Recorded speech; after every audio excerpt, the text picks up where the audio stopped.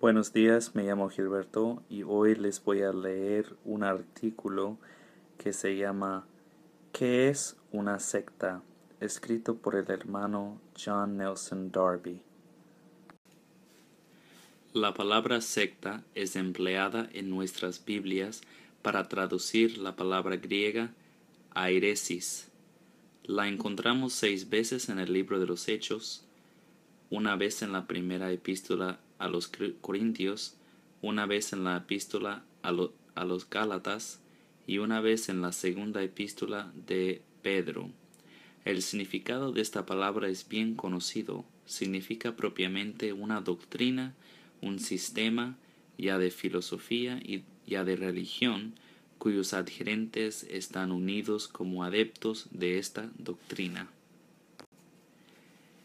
Pero el significado de la palabra secta se encuentra sin embargo un poco modificado hoy, porque la iglesia profesante, o al menos la parte más numerosa de esta iglesia, tomó el nombre de católica, es decir, universal, y así todo cuerpo o congregación cristiana que no pertenezca a esta comunidad que se dice católica, recibe de ella el nombre de secta, el que por esta razón ha llegado a ser un término de desaprobación. Todas las diversas sociedades o corporaciones cristianas han recibido de esta forma el nombre de sectas en el sentido de divisiones o de partes del conjunto de los cristianos o de los que llevan el nombre. Aunque los católicos así llamados han hecho un mal uso de la verdad, no es menos cierto que la unidad de la Iglesia es una verdad de la mayor importancia para los cristianos, ya sea que se trate de la unidad de todos individualmente manifestada en el mundo, o de la unidad del cuerpo de Cristo, formado por el Espíritu Santo que descendió aquí abajo.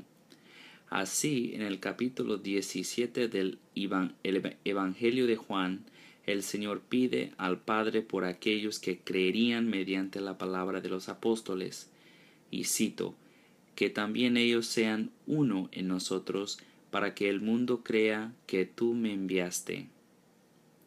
Se trata aquí de la unidad práctica de los cristianos en la comunión del Padre y el Hijo.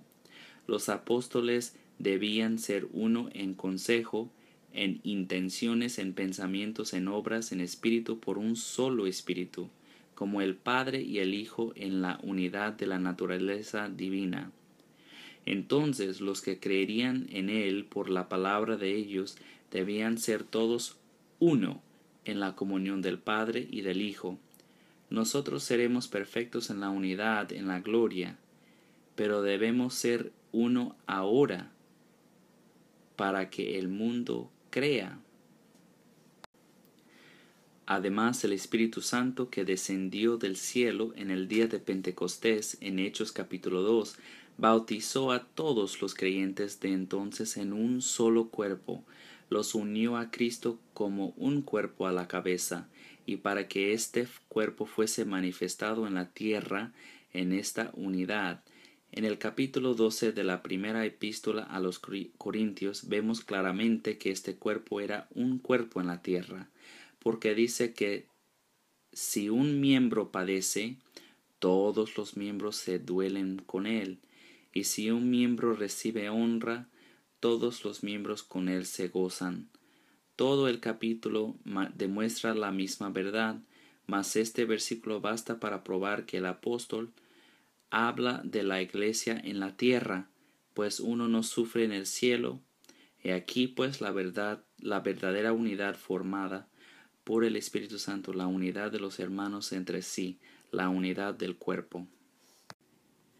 Cuando se quiere unir a los discípulos de Cristo fuera de esta unidad y se sirve de una opinión para reunir a aquellos que tienen esta opinión, de manera que estén unidos por esta opinión, entonces tenemos el espíritu de una secta, porque esta unidad no está fundada en el principio de la unidad del cuerpo, ni de la unión de todos los hermanos. Cuando tales personas forman así una corporación o sociedad religiosa y se reconocen mutuamente unos a otros como miembros de esta corporación, entonces ellos constituyen formalmente una secta, porque el principio de la reunión no es la unidad del cuerpo. Y los miembros están unidos no como miembros del cuerpo de Cristo, aun cuando lo sean, sino como miembros de una corporación particular. Todos los cristianos son miembros del cuerpo de Cristo, una mano, un ojo, un pie, etc., como dice en la primera epístola a los Corintios, capítulo 12, los versículos 13 a 25. Pero la idea de ser miembro de una iglesia no se encuentra en la palabra. El Espíritu Santo compara la iglesia en la tierra a un cuerpo, del cual Cristo es la cabeza. Entonces cada cristiano es un miembro de este cuerpo, así como de Cristo. Pero la idea de ser miembro de una corporación particular es una idea totalmente diferente. Ahora bien, la cena del Señor es el medio de expresión de esta unidad de los miembros, como se dice en la primera epístola a los Corintios, capítulo 10, empezando con el versículo 17. El pan que partimos no es la comunión del cuerpo de Cristo. Siendo un solo el pan, nosotros, con ser muchos, somos un cuerpo, pues todos participamos de aquel mismo pan. Cuando una corporación de cristianos no reconoce excepto a sus miembros el derecho de participar de la cena, ella practica una unidad formalmente opuesta a la unidad del cuerpo de Cristo. Es posible que los que actúen de este modo lo hagan en ignorancia, o que estos cristianos nunca hayan aprendido la verdad de la unidad del cuerpo, ni que la voluntad de Dios es que esta unidad se manifieste en la tierra. Pero de hecho, ellos forman una positiva secta y constituyen una negación de la unidad del cuerpo de Cristo. Muchos de los que son miembros del cuerpo de Cristo no son miembros de esta corporación, y la cena del Señor, aunque los miembros participen piadosamente de ella, no es la expresión de la unidad del cuerpo de Cristo. Pero ahora se presenta una dificultad. Los hijos de Dios están dispersos. Muchos hermanos verdaderamente piadosos están adheridos a tal opinión o a tal corporación, y un gran número se mezcla hasta en las cosas religiosas con el mundo a causa de conveniencia. Muchos lamentablemente no tienen idea de la unidad del cuerpo de Cristo y niegan el deber de manifestar esta unidad en la tierra. Pero todo eso no cambia la verdad de Dios. Por sus principios, las corporaciones similares, como ya he dicho, no son más que sectas. Si yo reconozco a todos los verdaderos cristianos como miembros del cuerpo de Cristo, si yo los amo y los recibo como tales, con un corazón grande incluso a la cena, suponiendo siempre que ellos marchan en santidad y en verdad, y que invocan el nombre del Señor de corazón puro, entonces no marcho en el espíritu de una secta, aun cuando yo no pueda reunir a todos los hijos de Dios, porque así de esta manera marcho según el principio de la unidad del cuerpo de Cristo y busco la unidad práctica entre los hermanos. Si yo me uno con otros hermanos para tomar la cena del Señor solamente como miembros del cuerpo de Cristo y no como miembro de una iglesia, cualquiera que sea, sino verdaderamente en la unidad del cuerpo, dispuesto a recibir a todos los cristianos que marchan en la santidad y en la verdad, yo no soy miembro de una secta, puesto que no soy miembro de ninguna otra cosa sino del cuerpo de Cristo. Pero reunirse según otro principio, de cualquier manera que fuese, para formar una organización religiosa es formar una secta. El principio es muy sencillo.